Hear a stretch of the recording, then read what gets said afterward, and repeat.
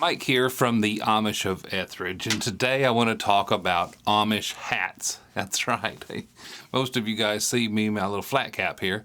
And anyway, it's starting to become summer and it's hot. If you've never been to Tennessee in the summertime, watch out. You know what I mean? It gets extremely humid, extremely hot, and I start becoming not so nice person. I become a person that I feel is on house arrest. I just want to stay inside into the cool, nice breeziness of a good air conditioner. And a lot of people have turned to thinking that the Amish hat must be really nice and cool because the Amish wear it all year long, but mainly in the summertime. So today we're going to take a little look about what makes an Amish hat, I guess, something that they would choose as their main hat of choice. And a lot of it is because it's something that they can make. If the Amish can make it, they're going to wear it. They're going to somehow, work it into their normal life. Let's say that. Now, of course, I have an Amish hat here, but why don't I wear them? And it's because I have a lot better hats. You see, the Amish hat, if you look inside of it, it is extremely plain, and it has, well, let's just flip over my favorite hat, which is a Colonel Littleton's, and you'll notice something real strikingly obvious. This one has a nice leather band that's kind of in the back of it. Their sweatband type thing here, which is really nice. It's stitched really, really well. This is an actual Ecuadorian Panama style hat, what they would call a Western fedora. So you can see it. I'm sure if you've watched me for a while, you've seen this hat before. I definitely prefer its weave is a lot nicer. This Amish hat happens to have a weave that is a little bit more coarse, and I don't know. Let me just, where I'll put it on if you watch this anyway. So it does fit, but a lot of, if you've noticed when I take my hat off, I don't have near the hair that an Amish man has, because you hardly ever see these on women. The men will grow their hair over their ears and kind of cut around it as if you have a bowl. And then they'll basically take scissors and they'll trim just above where this hat band would come out. So it's completely utilitarian haircut to match with the hat that they would wear. So the Amish will run around with this hat, and they'll also wear a black felt hat too in the wintertime. So, and special occasions and weddings and all that sort of thing. So you'll see different versions of hat. Now, I will say that this, if I had to do a comparison, because I'm just blabbing, I don't have the teleprompter or anything on right now. If you had to take this hat and compare it to the rest of these, and I did include a woman's hat, okay, it would rank number one in only one category, and that's price. I gave a whopping, if you can probably see it in the photos or something, it was a whopping $12. This was over $200 and something dollars. The Stetson here is over $100. You know what I mean? This Tilly is around $100. This Columbia, I think, is only around $60 when they're on sale. I have no idea how much they are when it comes to that. So the Amish hat definitely wins in the economical value of different things. So. But everywhere else, let me just tell you, it fails miserably. Even though they are made of straw, it is a very scratchy, catchy style. It just hangs on so much. It's not nice and smooth like this Colonel Littleton's or this Stetson. It has kind of like a ridge inside of it. Like I say, no band, because like I say, they're presupposing that they have a lot of hair, just thick hair that goes all the way around the Amish man's head. So when he sticks this thing on, it just goes and sort of sticks in his hair, and those little ridges will form, and you can't hardly blow one off in the wind. That's why you never see, like, this one's got holes for it, but this Tilly actually has a system by which you put that on, and you put this under your chin, like so. I know I'm just sort of sloppily doing it, and you can kind of adjust it. The Amish hat has no such thing on its design, as it's meant to kind of be pushed over the hair, and it locks it in place. It's also not very breathable. Now, as far as all of these are concerned, this is the top hat. This is if you're going to buy one outdoor hat that is just excellently made, Tilly, they have this series of hats that they're made for outdoor.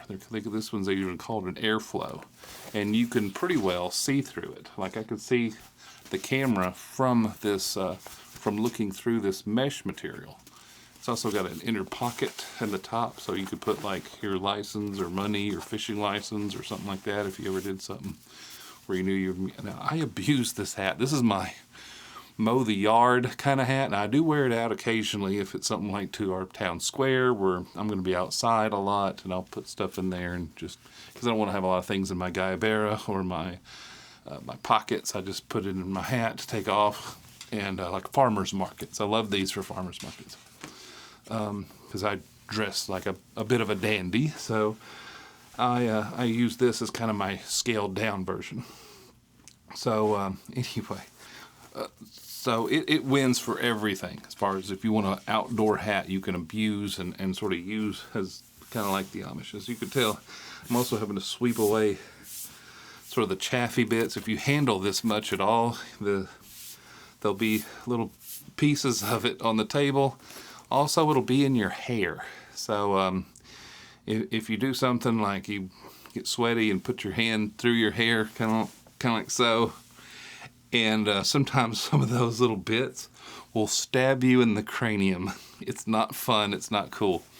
But it does happen. So I would much prefer any of these other ones. Of course, I don't wear this as my wife's hat. You know what I mean? Kind of has the same thing going. And in case a lady does want to wear one of these.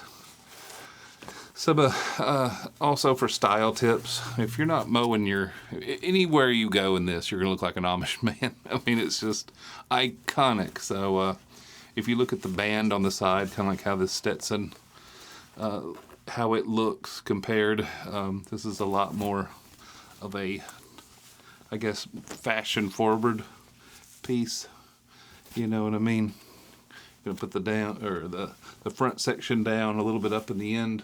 Typical fedora type hat, and I would definitely prefer these over the Amish hats, because, like I say, anytime you ever want to go somewhere, you're going to look like an Amish person, or a person wearing an Amish hat in this, because it is so iconic. Let me put this over here. I'll just kind of take these and interchange them ever so often. Oh, this is so nice. If you ever get a chance to get one of these, I think they're stopping the sale of them, but at Colonel Littleton's. But oh, they're such a nice hat. Now, one of the things I did, as you can see kind of behind me here, I took this light. I'll just turn it on just to kind of give you an idea of how bright it is. Well, let me turn it off. Whoop, there it goes. It's like a little lantern, you'd do. We show it on our Crockett Coonhound show, as we take these coon hunting and take our kids coon hunting. And we just let them bark and run the, coons up the tree. We don't shoot them or nothing like that. So anyway, I took this, put it underneath the hat like so, and I stood in the same place, same exposures, and I got different light valuations, basically. So when I took this one, it was very dark around the crown area. So what that means is that if light can escape, you can see how porous the substrate is, so it would allow wind to get in. And it did very poorly, Now this one did the best as far as the Tilly. It had you can see the light, the actual light in the center, because this side section, the reason it's different color is it's just mesh. It allows a lot of breathability. Your head don't get as hot. The wind can go right through it. The sweatband allows you to sweat into it. It will make it stained a little bit, but I've had this for like, I don't know, 13 or 15 years. I don't know if you can quite tear them up with normal wear. As I took these other two, now this was interesting, I felt. If you take the Columbia hat or the Stetson hat here, sorry, it made a funny glow, and it's kind of hard to tell because of the glow, but when you zoom way in, what I found was that there's little holes between these fibers, because this is what they call their Andover series, which is a type of nylon. So these are going to do really well if you have to get out and it rains, because if it does rain on these straw hats, it does go through them and your head will get wet. You know what I mean? It's probably okay. I try not to just stand out in the rain anyway. I'm usually running for cover, or I get an umbrella. I guess I am made of a substance that does do funny when it gets wet. But anyway, so a lot of people, then they want to do, when they want a USA made hat, you know what I mean, they will go and look at an Amish hat, because that sort of does fit the bill, right? I mean, it is an Amish made quality hat. And they think, well, because they're out in the summer all day, they must be cool. It must be really porous, and it's just not. These from Colonel Littleton, like I say, these from Stetson, a lot of these are a lot better hats. I'm just sorry to hurt your feelings, but I live right here next to the Amish community with our show Amish of Ethridge and Amish and Mennonite of Tennessee. I get to see quite a bit of the locally made hats, and they're just not as good as some of these other varieties as far as what we can get as English people. Now, if you just want one so you can look like an Amish man, that's fine. Like I say, $12, you cannot beat the price. You can get everybody in your family an Amish hat for very little money, and if they break, you can always get one that looks very, very similar to them. But there are quite a bit of drawbacks coming into understanding Amish hats. Now, if you do want to go to Colonel Littleton's, he's right next door in Giles County, up in Linville, Tennessee, right next to the it was home of the best burger, I think, in Tennessee or something like that, a few times, the Soda Pop Junction. Just a lot of things right there in historic Linden, or Linville. So, I'm in Linville, Tennessee. I'm obviously up in Linden and Lobelville, Tennessee, because of the Mennonite communities, but they have a slightly different take, but a different, or a pretty close to the same hat as this one. So even if you do go to a Mennonite community and you see their straw hats, they're not that far from this Amish variety here. But I do know that Colonel Littleton, where we got these, I wish I would have got the natural. I got the raffia, which means it's a little darker. And anyway, I wish I would have got all of them. The other ones that me and Josh and I have are also the felt hats from Colonel Littleton. But there you can get a quality hat. And of course the Stetson. Cowboys, I guess, if you think about it, cowboys are out on the range.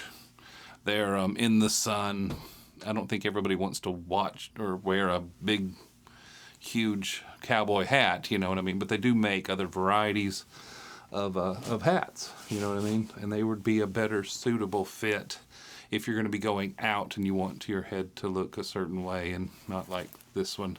Now, if you're just mowing the yard and I want something that's strictly for, or you're a backpacking person, or you're going to be doing a lot of hiking and, all that sort of thing. Now, this is where the Tilly Airflow series really comes in.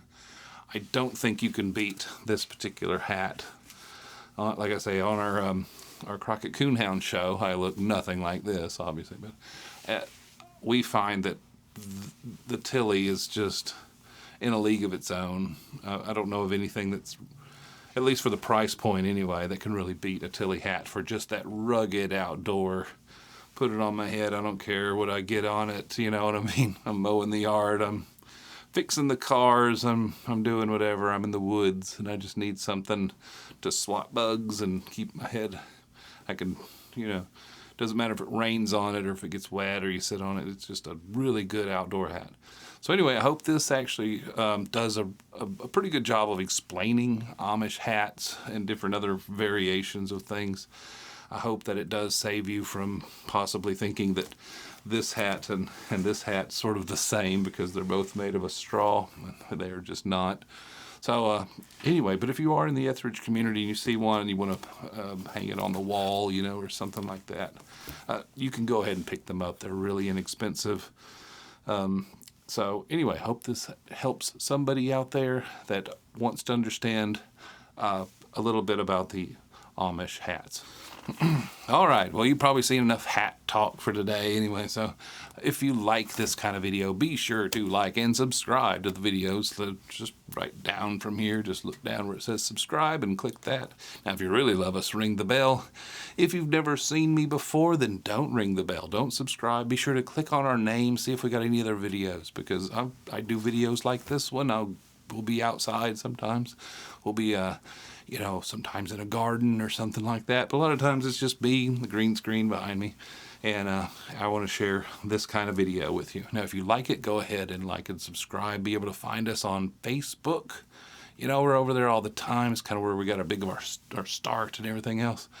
And that's where we'll also share how and where we find certain things. Like I found this hat in particular at Peter Miller's farm over on Three Oaks Road there in Ethridge, which is customary of a lot of different ones. They might have a little different one, down the road from there. They might have done something slightly different, but they're all pretty much the same.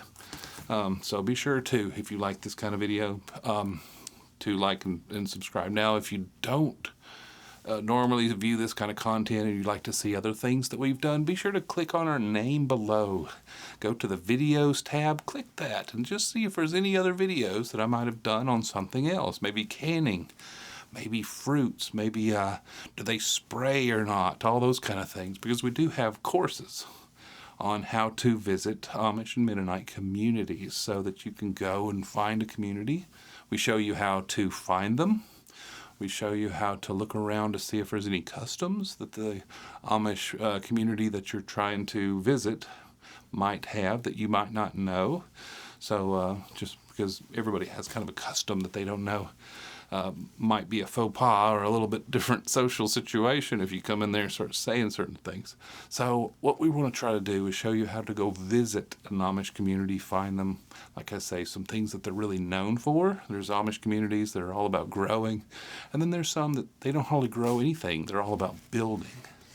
So anyway, be sure to check out our courses. Go back to our website at amishofethridge.com, and if you want to see the course material, be sure to check out the progenyadventuregroup.com because they own the umbrella that holds all these different pages underneath it. Anyway, this has been Mike, and I would love it if I would see you in another video, but not if you don't click it. Anyway, hopefully I'll see you in that video. Bye-bye.